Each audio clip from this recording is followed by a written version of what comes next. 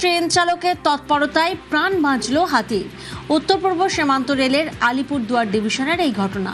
সেবক ও গুলমা স্টেশনের মাঝে হাতি বাঁচানোর ভিডিও প্রকাশ রেল কর্তৃপক্ষের।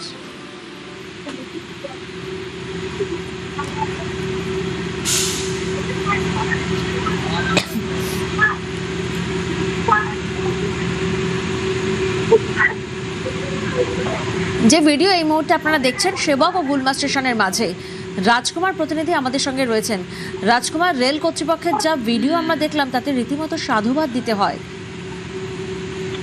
একদমই দেখো, রেল কর্তৃপক্ষ যে এই ভিডিও প্রকাশ করেছে এবং তারা কিন্তু এই ঘটনাকে নিজেদের সফলতা বলেই কিন্তু দাবি করছে।